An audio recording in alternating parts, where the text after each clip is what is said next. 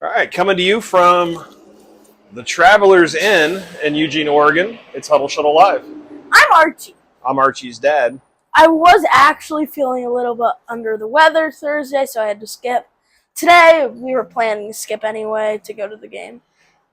Yeah, so we were gonna film at Autzen before, but then that kind of didn't work out because Archie wasn't feeling well. So our travel plans have changed a little bit, but we're still here to do the show and to kick some DuckTales. Woohoo! Woohoo! So I can't do it. It sounds bad when I do It's it. definitely more of a millennial joke. Archie was 2-1 last week against the spread on IU's bye week. Still hasn't hit that perfect parlay weekend, but the kid is an ace. He's doing really well with his picks against the spread. Archie, obviously, IU did not have a game last week, so nothing to review there. Are there any games from last week, though, that happened around the Big Ten or around the country that you want to talk about? Penn State. That was, oh my.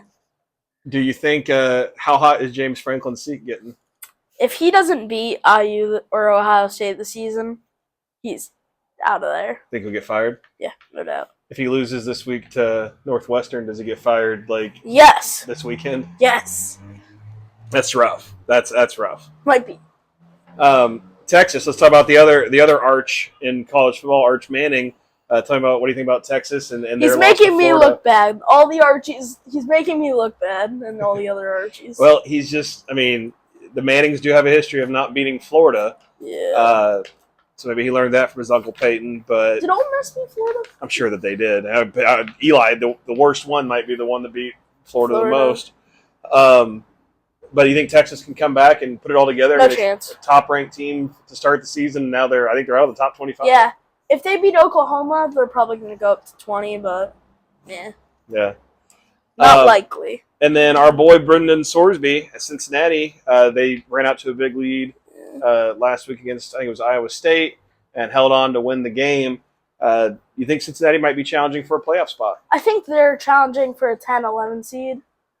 I do think when I saw that first game against Nebraska, college football opener, or week 1 opener, that really did scare me, but I think he's come back from that whole experience week 1 and been a better quarterback. Yeah, I think they've got a good chance of being the Big 12 representative in the CFP. Yeah.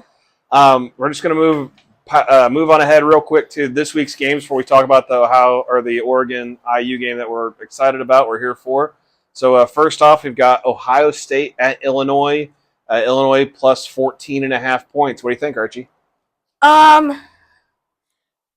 Give me Illinois with the points. Well, what do you think about the game, though? Give me some analysis. I definitely want to Ohio State. I want to see how the coverage they play. Definitely Caleb Downs, because he's been playing a free safety, strong safety-esque last year, and he's playing it this year. I want to see how Luke Altmaier can call adjustments at home. And I wouldn't be shocked if Illinois wins this game. Yeah, I mean, it's just really do-or-die time for Illinois. This is kind of like a playoff play-in game for them. It's really kind of a play-in game, too, because Ohio State, they don't have Oregon this year. They have IU coming up.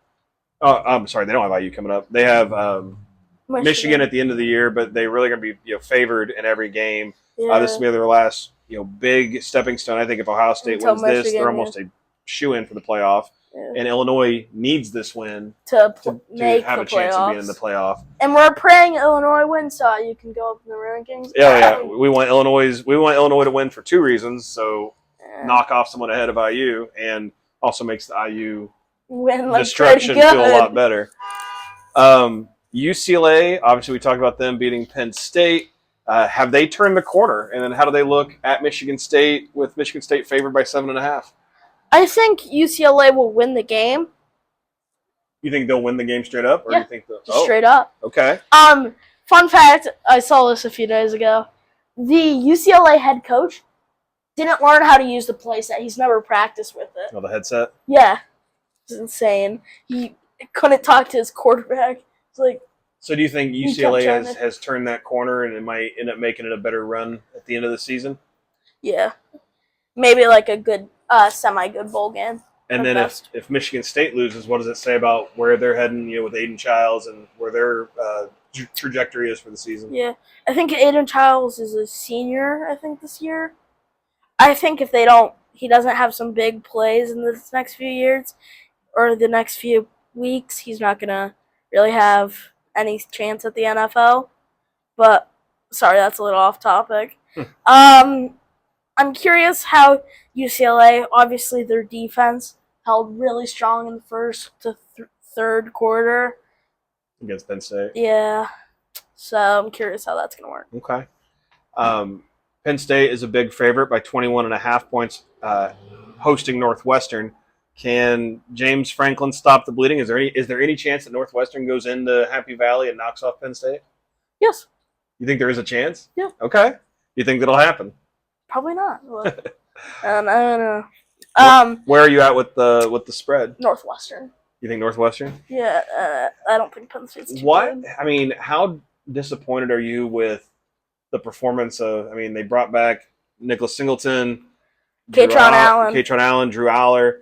They brought back so much offensive firepower for them to have shot themselves in the foot and lost against Oregon at the whiteout game and UCLA in back-to-back weeks. I think someone was saying the Oregon Ducks beat Penn State 2 weeks in a row because they were just so in their head when they lost to UCLA. So, what do you think about?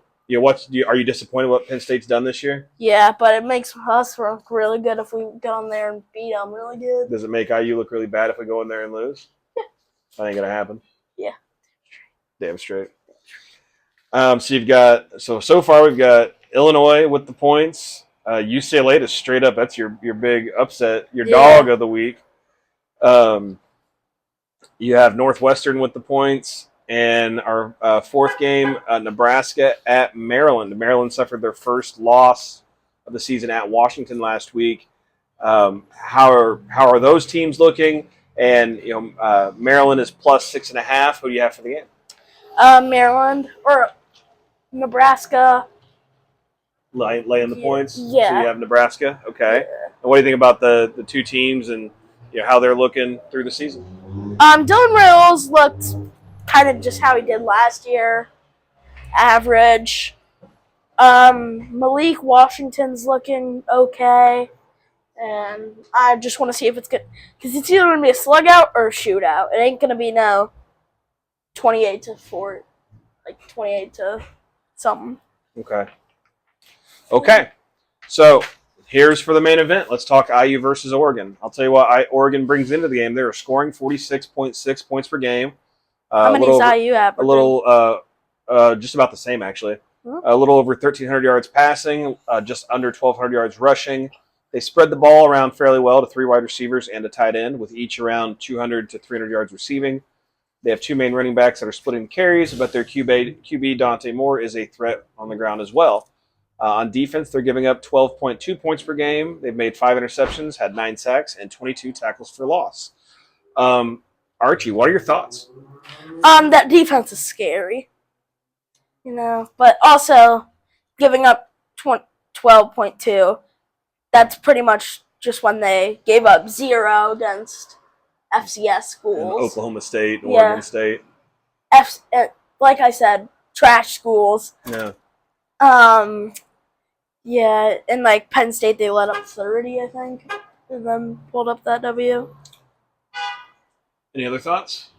No, not really. Okay. Dante Moore is going to be, or whatever the wide receiver's name. He's also D Moore. What concerns, or what are your biggest concerns about what Oregon brings to the table? Dante Moore, then D Moore at wide receiver. Yeah. I have a concern that they are spreading the ball fairly well around. They have to the receivers and tight ends. That's going to put a lot of pressure on our secondary. The safeties haven't been awesome this year. Yeah. D'Angelo Pons is supposed to be back playing tomorrow or on Saturday. When this is posted. Today, as of when this is posted. When will this be posted? Tomorrow morning. Yeah. I don't know if it will go through, and if it doesn't go through, this will just be. It's Friday. So I guess in short, they have a lot of weapons, and I don't know that we've got the horses to run with all those different weapons. Yeah. But IU's defense has been really good this year.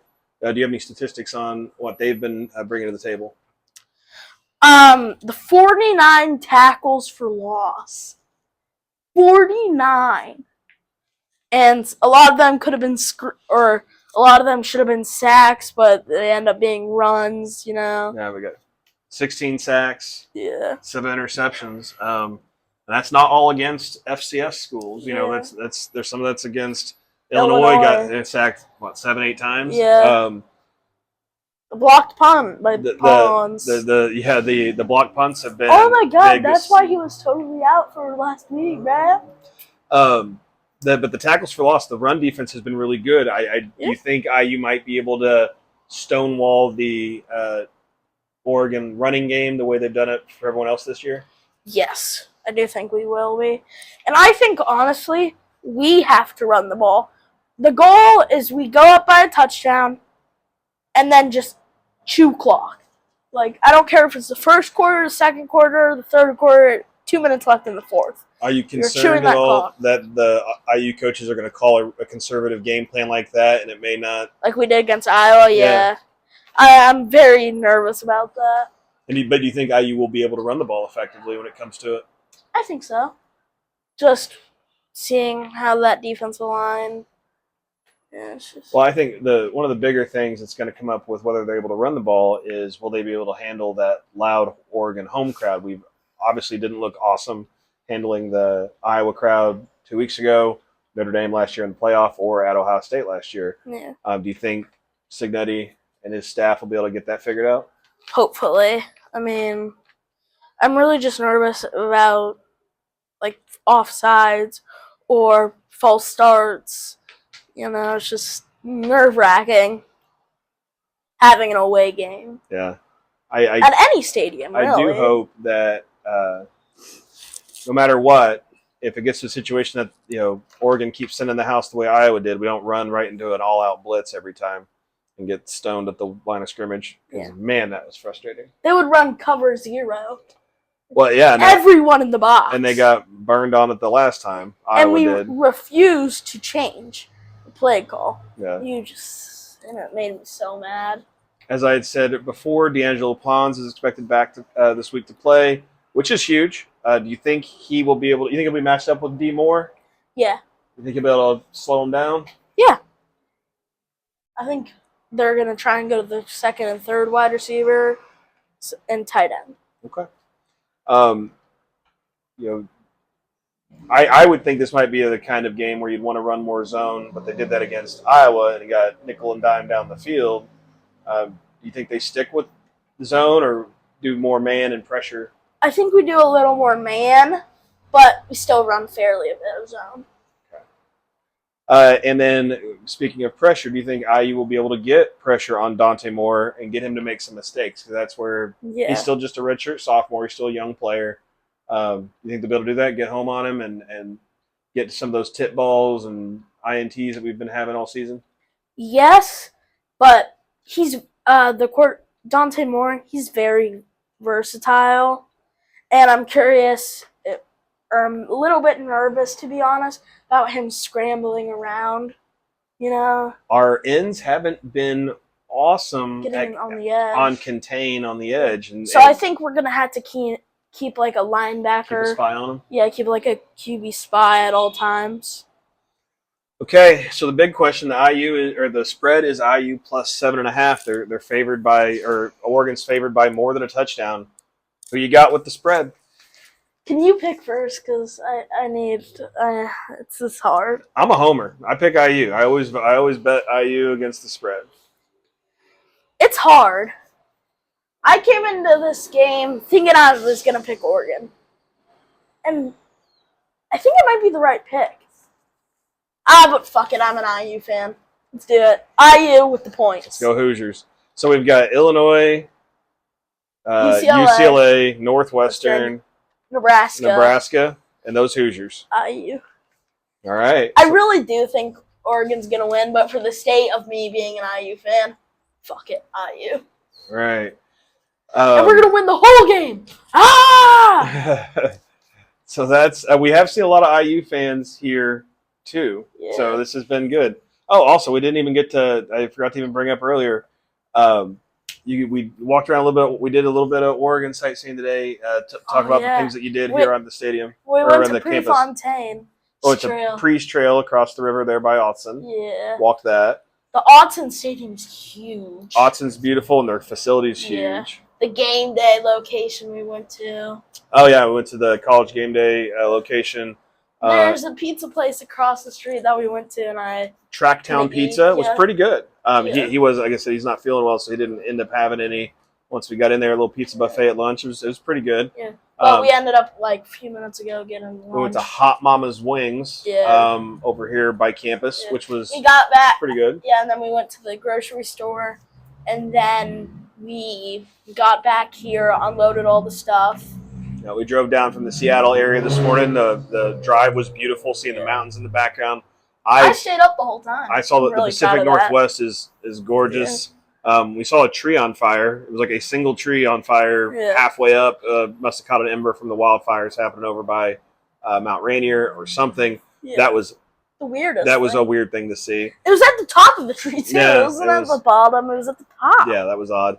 The campus here, really pretty. The people could not be any more kind. Yeah, we had an Oregon fan in line for game day shirts. Yeah. We were trying to get a game day shirt. I mean, you had to download the Home Depot app. It's been a lot. It's been a great place to see. You don't have to download no app to watch Huddle Show live. It's been a great thing to see. Love being out here. It is gorgeous. It is kind of a dreary day, but I think that's what you get in this part of the country. But it has been awesome.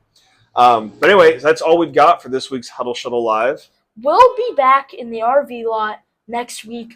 Finally! We finally get to go back home. And it will be homecoming. Yeah, it will be homecoming.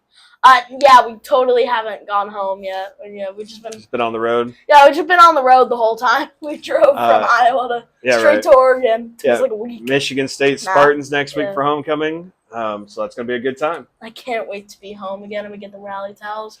Until then, I also got my wrist brace off. Guys. For Archie, I am Archie's dad. I'm Archie. Have a good day. Go Hoosiers. Go Hoosiers. We're going to win.